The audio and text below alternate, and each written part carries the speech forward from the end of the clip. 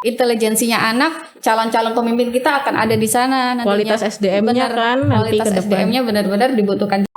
Nah, sebelum ke stunting sendiri itu ada fase yang namanya gizi buruk sebenarnya. Jadi beda ya berarti ya? Beda. Sama ini kan orang-orang ngira gizi buruk itu ya stunting gitu kan. Gitu. Dia makannya gimana, bisa menghabiskan yang harus dihabiskan atau enggak gitu. Terus kita lihat kualitasnya. Kualitas kita lihat dari gizinya. Apakah dalam satu kali makan itu dia bisa menghabiskan makanan pokok.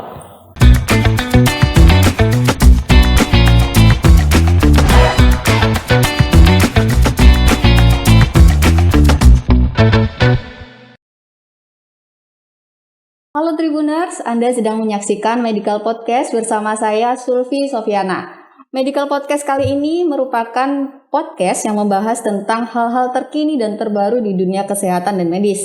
Nah, kali ini kita akan membahas tentang stunting pada anak. Biasanya kan kita tahu anak ini pendek, kurus, apa ini stunting sih gitu ya.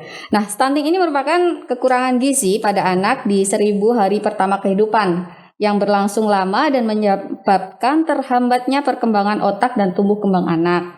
Di Indonesia ada target penurunan kasus ini sebesar 14% pada tahun 2024. Dan kasus stunting telah menjadi salah satu program prioritas penanganan yang difokuskan pemerintah. Data 2019 menunjukkan jumlah kasus stunting di Indonesia mencapai 26,67%. Dengan angka kejadian stunting tersebut bisa dibilang tidak semua orang tua, tidak semua masyarakat awam terhadap stunting dan cara pemenuhan gizi anak yang baik dan benar. Untuk itu, sebagai media edukasi kali ini kita akan membahas tentang stunting dengan narasumber yang kompeten di bidang ahli gizi, yaitu salah satu dosen di Universitas Nahdlatul Ulama Surabaya atau UNUSA, yaitu Ibu Filzah Karunia Putri. Ibu apa Mbak nih enaknya? Ini Ibu Filzah Karunia Putri merupakan dosen tetap di UNUSA, menempuh pendidikan program sarjana gizi di Universitas Brawijaya, kemudian Master Program of Nutrition and Health di Universitas di Belanda. Fokus pendidikannya Nutritional Physiology and Health Status. Bu Filzah. Bu apa Mbak nih anaknya? Mbak aja. Oh Mbak aja. Oke, Mbak Filzah. Ya. Bisa dijelaskan sih stunting ini sebenarnya seperti apa yang perlu diketahui sama masyarakat awam ini? Oke. Seperti yang dikatakan Mbak Sulfi ya sebelumnya. Jadi memang stunting ini identik dengan tubuh pendek gitu kan. Jadi tapi yang harus digarisbawahi adalah sebenarnya stunting ini adalah gagal tumbuh sebenarnya. Dalam artian nggak hanya fisik atau tubuhnya, tapi juga perkembangan otak. Jadi memang diakibatkannya ya tadi seperti yang Mbak Sulfi sempat review tadi, bahwa karena kekurangan asupan gizi secara kronis atau sejak lama. Dari terhitung sejak si bayi ini dalam janin hingga dia lahir usia 2 tahun. Tapi sebenarnya nggak cuma dari si bayi ini lahir, di janin sebenarnya, tapi lebih ke sebelum ibunya ini hamil malahan. Oke. Gitu. Makanya sebelum hamil tuh biasanya di Vaskes tuh ada pemeriksaan menyeluruh ya pada ibu hamil ya. Benar. Jadi ada pemeriksaan status gizi gitu kan. Apakah nanti ibu ini beresiko ketika hamil termasuk kekurangan energi kronis atau tidak? Atau ibunya ini termasuk golongan ibu hamil anemia gitu. Makanya di puskesmas pun dari zaman remaja putri gitu kan sudah diberikan pendampingan untuk peningkatan status gizi. Pemeriksaannya bisa menggunakan lingkar lengan atas gitu. Kalau dia kurang dari 23,5 cm itu resiko untuk kekurangan energi kronisnya tinggi. Oke. Gitu. Jadi bukan hanya sekedar gimana proses melahirkan ya, tapi asupan gizi anak sampai lahir itu nanti juga dari orang tuanya gitu. Benar sekali. Okay. Terutama untuk ibu karena kan yang mengandung kan ibunya gitu. Oke, dari mulai kekurangan gizi ini bisa dilihat dari apa gitu? Gejala awal stunting mungkin yang bisa dikenali orang tua ini. Jadi gejala awal stunting. Nah, sebelum ke stunting sendiri itu ada fase yang namanya gizi buruk sebenarnya. Jadi beda ya berarti ya? Beda. Sama ini kan orang-orang ngira gizi buruk itu ya stunting gitu kan. Gitu. Nah, kalau gizi buruk ini biasanya secara akut atau cepat karena mungkin anaknya sakit atau dia lagi nggak mau makan gitu kan. Biasanya anak kecil ini kan kalau makan suka mut-mutan ya, atau yang kita kenal biasanya GTM. Iya, istilahnya ibu-ibu sekarang kan, aduh anak ini GTM gitu biasanya. Ya semua sih ya, mungkin di usia anak udah mulai asip, MPASI itu udah mulai susah makan itu. Benar. Dan memang resiko untuk ke stunting itu lebih besar ketika anak sudah mulai menerima yang namanya MPASI. Karena di situ adalah fase-fase kritis, karena kan ASI eksklusif udah lepas ya Mbak. ASI eksklusif udah lepas, udah mulai makan, di mana fase ini dibutuh ketelatenan ibu gitu kan, dan kesabaran ibu. Nah jadi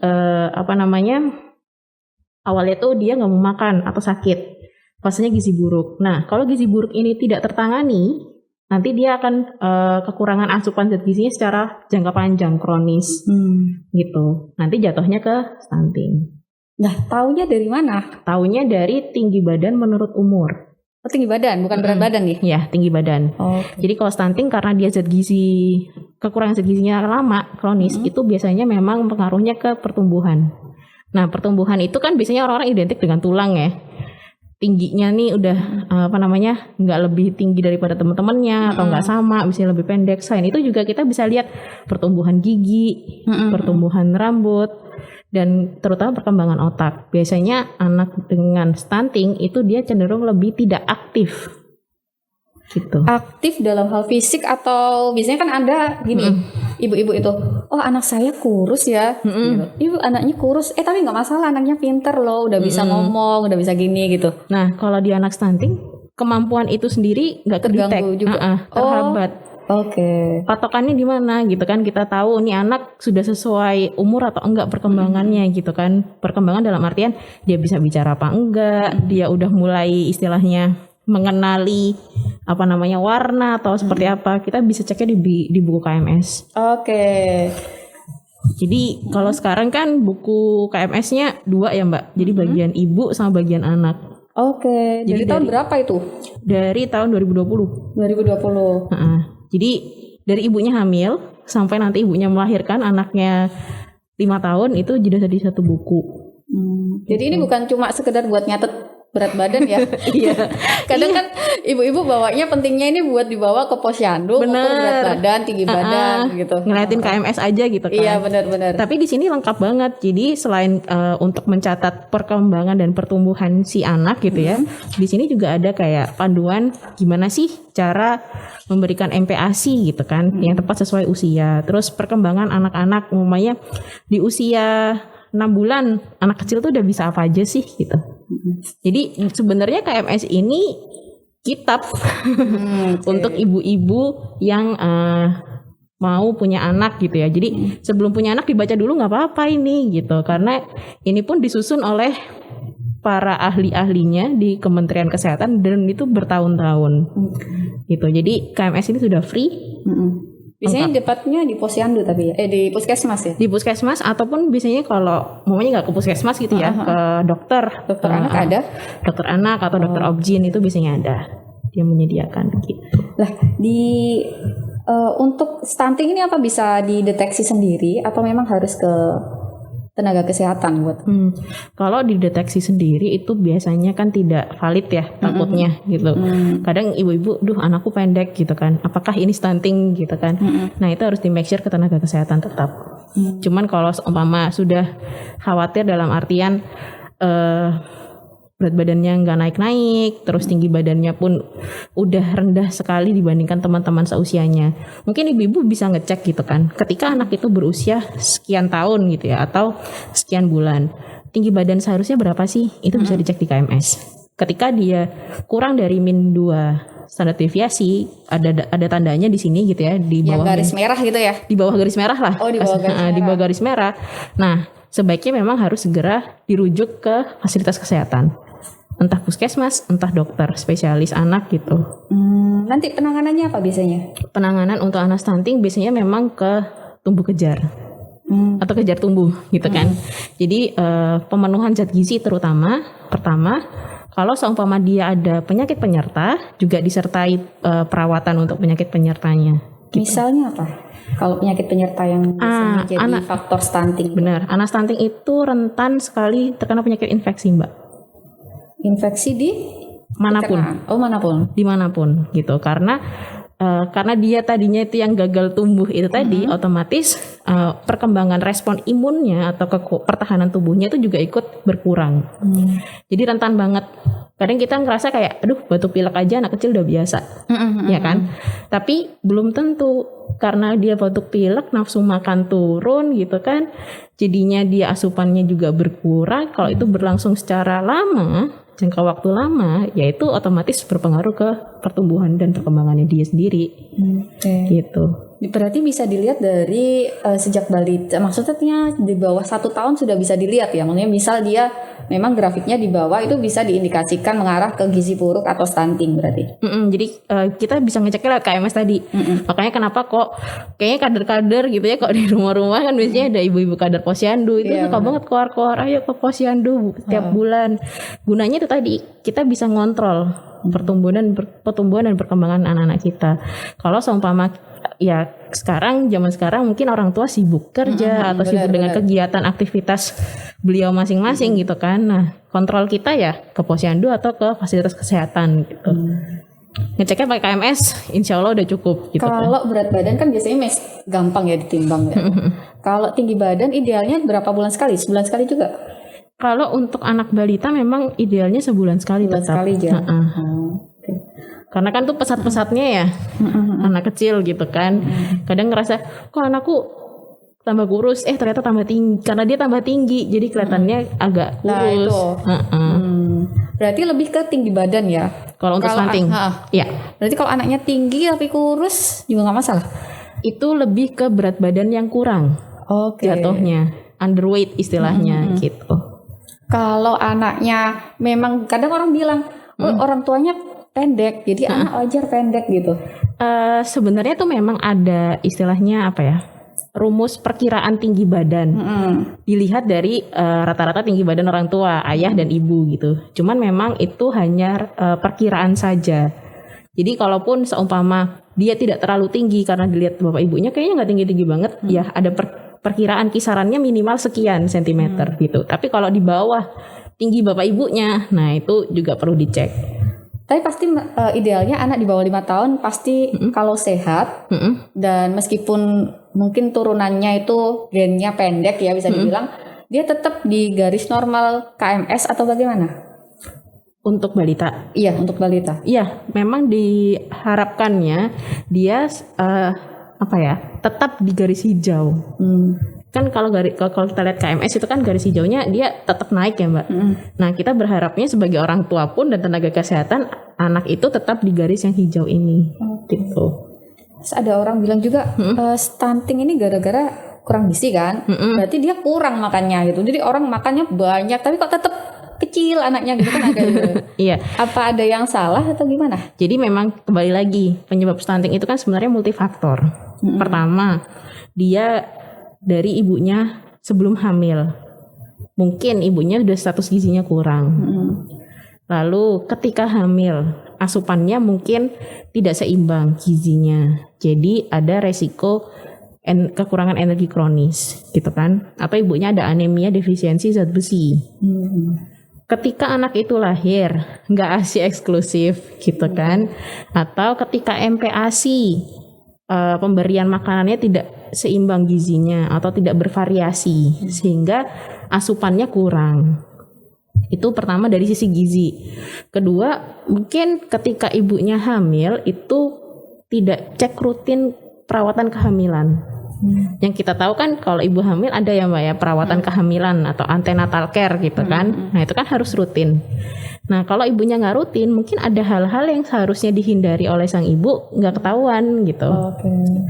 Terus bisa juga karena lingkungan rumah yang tidak terawat mungkin kotor sehingga resiko terkena penyakit infeksinya tinggi atau tidak adanya akses air bersih gitu. Jadi memang multifaktor sebenarnya kenapa sampai terjadinya stunting.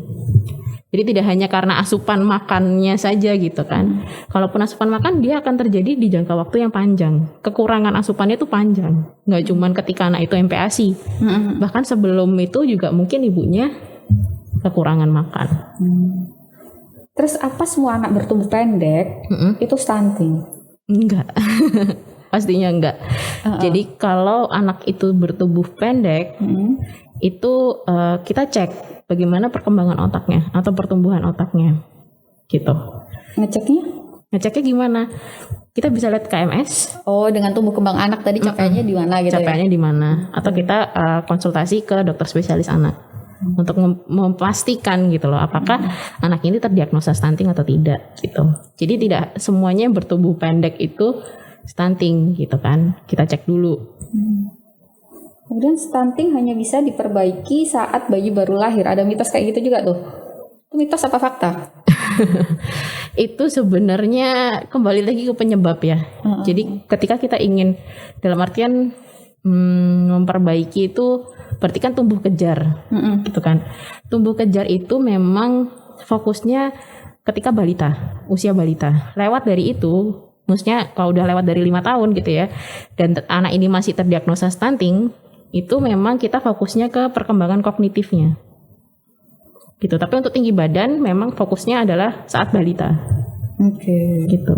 Tapi sebenarnya harus bisa dicegah sih Mbak. Dari sebelum ibunya hamil tuh udah udah dicegah harusnya. So ada kekhawatiran orang tua nih. Oh, saya kurang gizi nih dari hamil gitu.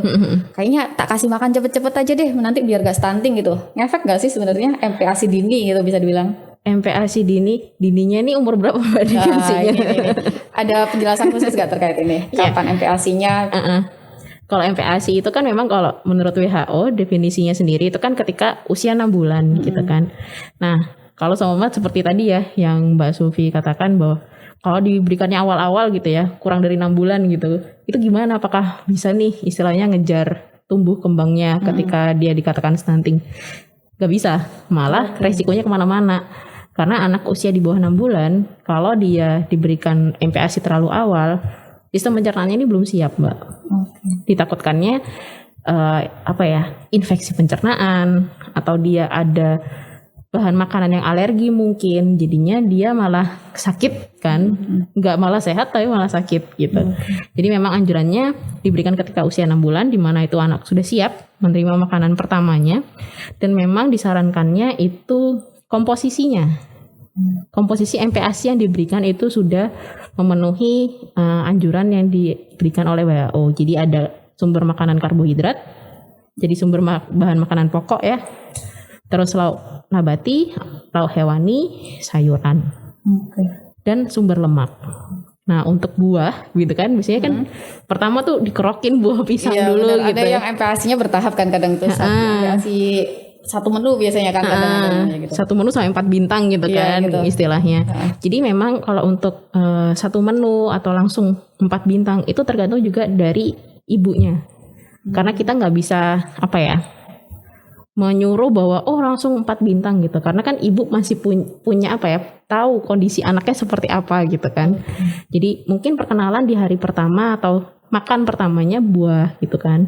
Tapi begitu nanti makan siang atau hari kedua itu udah mulai diperkenalkan tadi yang menu lengkap tadi. Ada karbohidrat, lauk protein, terus sayur dan sumber lemak. Buahnya ketika makanan selingan. Saat kan ada takaran nih. Sekarang kan banyak ibu-ibu itu mungkin lihat sosmed gitu kan. Ada menu untuk MPASI, ada menu 4 bintang, menu lengkap gitu kan.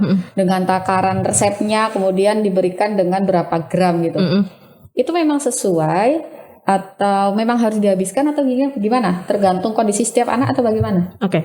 Kalau untuk itu kita lihat lagi di KMS. Jadi di KMS ini sudah ada istilahnya berapa banyak atau berapa mili sih makanan yang harus dihabiskan untuk usia sekian gitu. Karena memang tiap usia yang pertama yang membedakan adalah banyak milinya yang dihabiskan serta teksturnya kan Mbak. Gitu. Mungkin kalau usia 6 sampai 8 gitu kan itu masih yang saring gitu kan. Nanti 9 sampai 11 itu dia udah yang dicincang. Nah, baru yang 11 12 sampai dia usia 2 tahun udah mulai makanan keluarga. Untuk mengejar ketertinggalan asupan gizi anak stunting ini, ada trik khusus nggak? Kiat khusus nggak biasanya? Biasanya memang kalau dari segi makanan ya, dari segi pemenuhan gizi itu kita lihatnya kualitas dan kuantitasnya. Kualitasnya adalah porsi makannya. Mungkin sebelum didampingi itu dia makannya sedikit atau malah nggak makan, gitu kan? Atau malah nggak makan dalam artian hanya minum susu. Yang mana kita tahu susu mungkin sumber protein gitu kan. Kalau orang dulu kan makanya semboyannya 4 sehat 5 sempurna gitu kan. Karena kayaknya susu tuh udah makanan kaya gizi gitu, pelengkap semuanya. Padahal ya nggak bisa juga. Susu tidak bisa menggantikan, nggak menggantikan asupan makanan itu tadi. Benar, nggak menggantikan yang namanya makanan pokok gitu kan, lauk nabati, sayur, buah tuh dia nggak bisa menggantikan gitu. Jadi kita lihat kuantitasnya dulu. Dia makannya gimana, bisa menghabiskan yang harus dihabiskan atau enggak gitu. Terus kita lihat kualitasnya. Kualitas kita lihat zat gizinya. Apakah dalam satu kali makan itu dia bisa menghabiskan makanan pokok, lauk nabati, lauk nabati, lauk hewani, sayur dan buah gitu kan. Dan juga biasanya memang ada tambahan gitu ya, atau fortifikasi zat gizi mikro seperti vitamin atau mineral, karena si anak dengan stunting ini dia kekurangan zat gizinya kronis, otomatis zat gizi mikro kayak vitamin dan mineral ini dia kurang sekali. Dan memang ada penelitian ketika anak-anak ini stunting, dia resiko kekurangan namanya mineral seng atau zinc. Yang mana itu mempengaruhi nafsu makannya dia gitu. Oh jadi berarti memang makanya anak diare kadang dikasih zinc itu buat nambah nafsu makan gitu? Salah satunya zinc itu memang yang pertama dia bisa mempengaruhi nafsu makan. Kalau pada anak diare itu lebih ke keseimbangan elektrolit gitu. Dan nafsu makan juga gitu. Jadi memang zinc ini istilahnya dia fungsinya cukup krusial untuk anak-anak di masa pertumbuhan. Tapi bisa diperbaiki stunting ini? Bisa ditumbuh kejar. Mungkin bisa ngasih contoh gitu anak yang memang berhasil ngejar tumbuh kembang gini, ada nggak kira-kira? Di beberapa daerah istilahnya kan memang di beberapa daerah kalau kita ikut program pemerintah ya, terutama di puskesmas itu mereka memang ada pendampingan anak stunting. Jadi ketika ketahuan nih, anak ini terdiagnosa stunting, dikonfirmasi di fasilitas kesehatan, baik rumah sakit maupun puskesmas, ternyata memang anak ini stunting.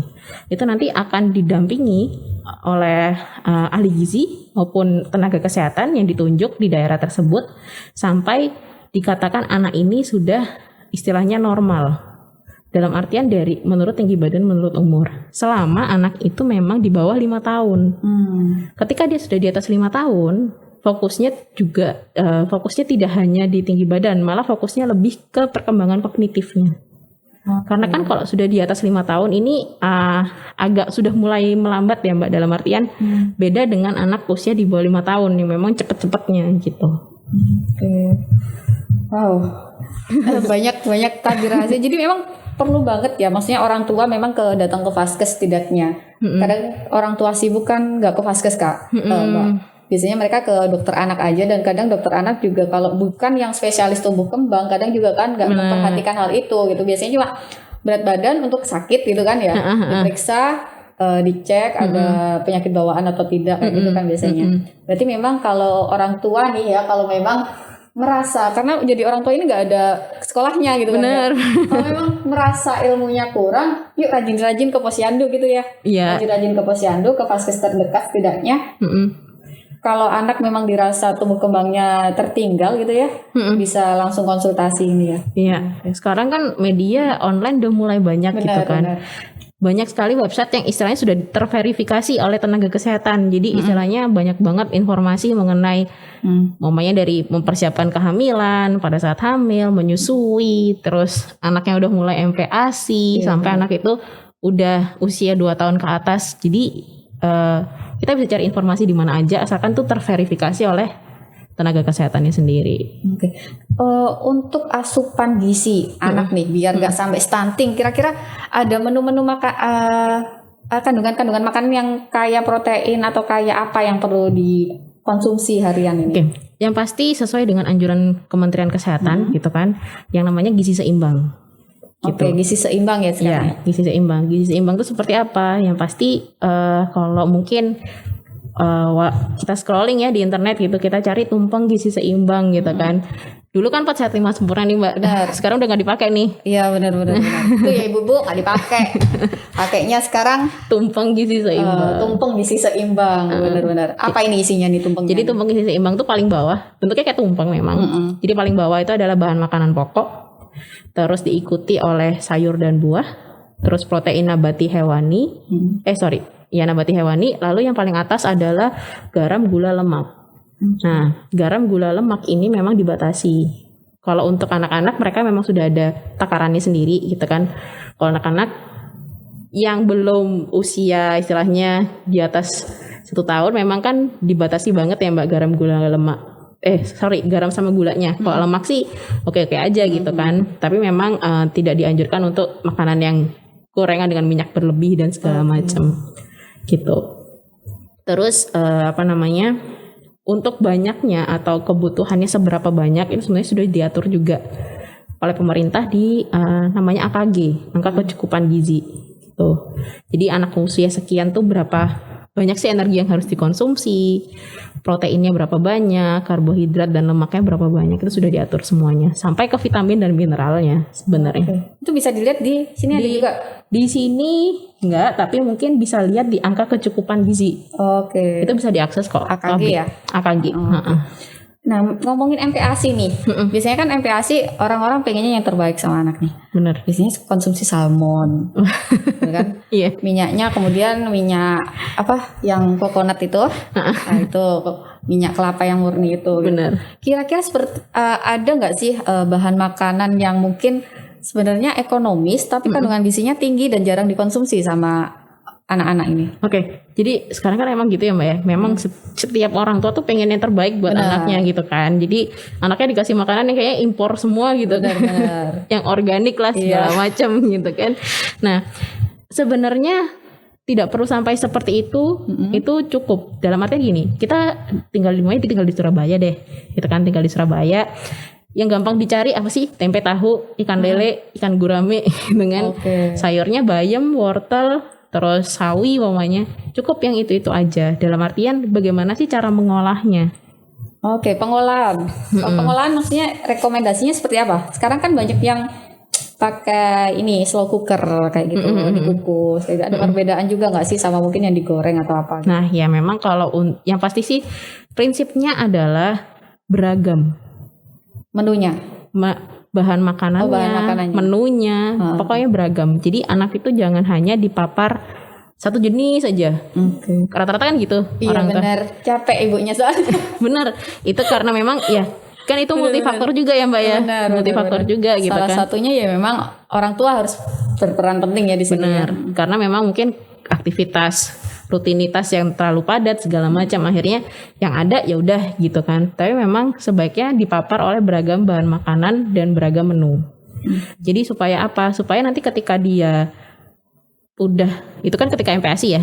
Ketika dia sudah mulai menginjak usia 1 tahun, 2 tahun yang mana sudah sama dengan menu keluarga, dia bisa menerima. Dia nggak picky eater kalau istilahnya orang-orang sekarang gitu kan. Anaknya suka pilih-pilih makanan, nggak mau makan kalau nggak ini. Nah itu tadi. Oke, picky eater sama pilih-pilih beda ya memang? Sama, satu bahasa Indonesia bahasa Inggris gitu ya.